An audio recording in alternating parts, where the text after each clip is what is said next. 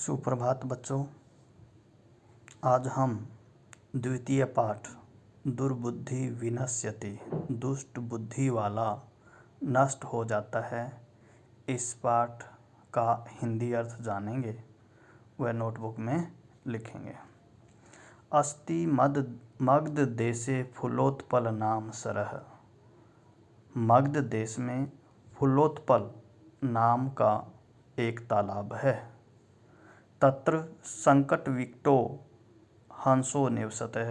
वहाँ संकट और विकट नाम के दो हंस निवास करते हैं।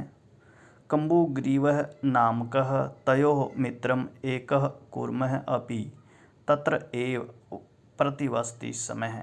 कम्बुग्रीव नाम का उन दोनों का मित्र एक कछुआ भी वहीं पर रहता था। अतः एकदा धीवरः तत्र आगच्छन्।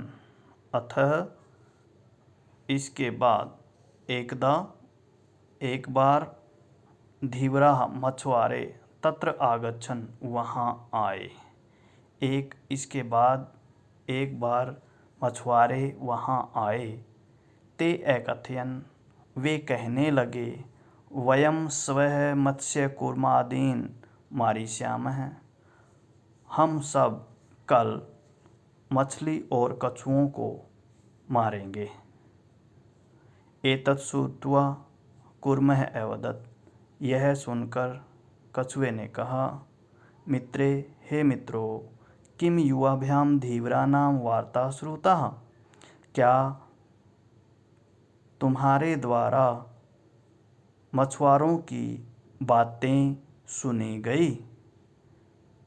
अधुना किम अहम करोमि, अब मैं क्या करूं।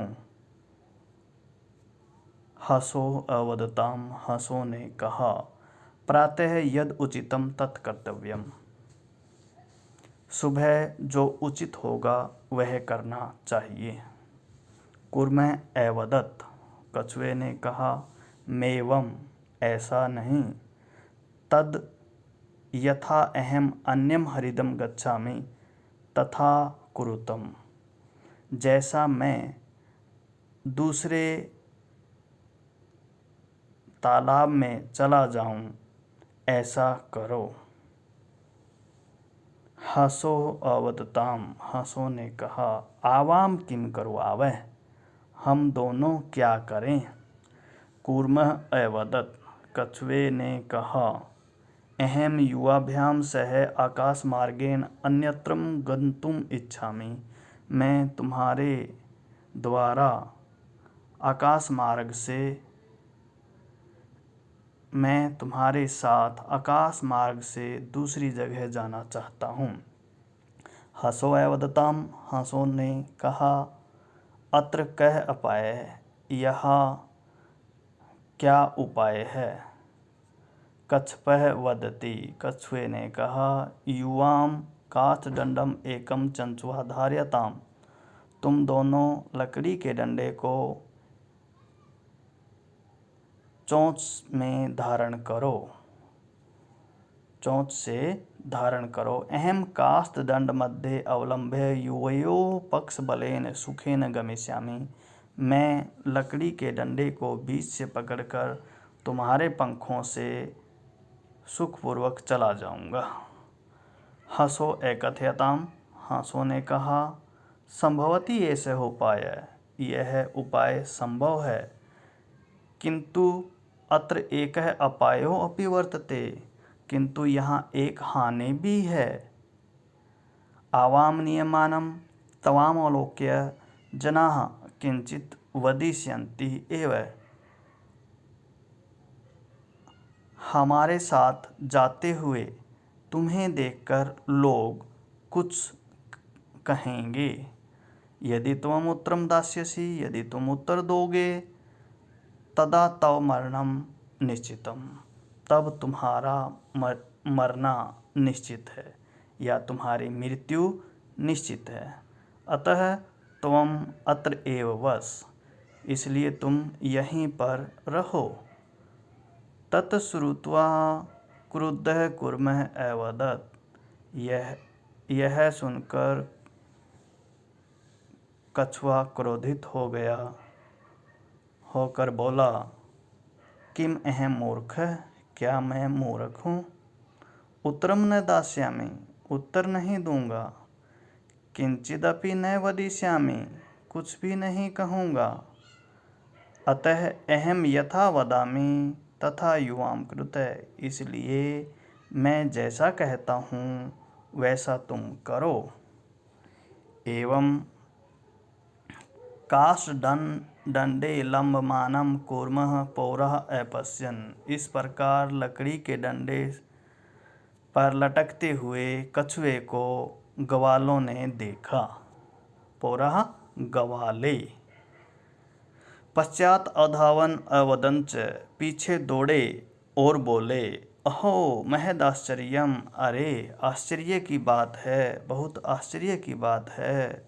हंसाभ्याम सह कूर्मोऽपि उड्डयते, हंसों के साथ कछुआ भी उड़ रहा है। कश्चित् वदति यद्ययं कूर्मः कथमपि निपतति तथा अत्र एव पक्त्वा खादिष्यामि, यदि यह कछुआ किसी प्रकार गिर जाता है तो मैं अत्रैव पक्त्वा, यहाँ पर ही पकाकर खादिष्यामि, खा जाऊँगा। अपरः अवदत्, दूसरे ने कहा, सरसतीरे दग्ध्वा खादिष्यामि, तालाब के किनारे पकाकर खाऊंगा। अन्यः अकथयत्, और दूसरे ने कहा, गृहं नीत्वा भक्षिष्यामि, घर ले जाकर खाऊंगा। इति ऐसा। तेषां तद्वचनं श्रुत्वा कूर्मः क्रुद्धः जातः, उनके उन वचनों को सुनकर कछुआ क्रोधित हो गया। मित्राभ्याम दत्तवचनं विस्मृत्य स अवदत्, मित्रों को दिए गए वचन को भूलकर वह बोला, यूयं भस्म खादत, तुम राख खाओ। तत्क्षणेव कूर्मः दंडात् भूमौ पतितः, उसी समय कछुआ लकड़ी से भूमि पर गिर गया।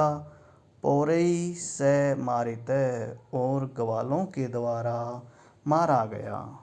अतएव उक्तम, इसलिए कहा गया है, सुहृदां हितकामानां वाक्यं यो न अभिनन्दति स कूर्मः इव दुर्बुद्धि, काष्ठात् भ्रष्टो विनश्यति। सुहृदां, हित मित्रों के, हित कामानाम, हित चाहने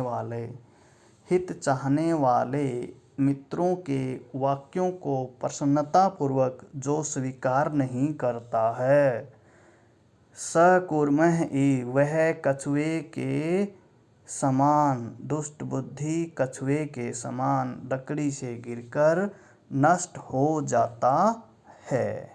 इति ऐसा। यह पाठ आप इस पाठ के हिंदी अपनी फेयर नोटबुक में लिखेंगे और शब्दार्थ ये दोनों आज लिखेंगे और इसको याद करेंगे। धन्यवाद।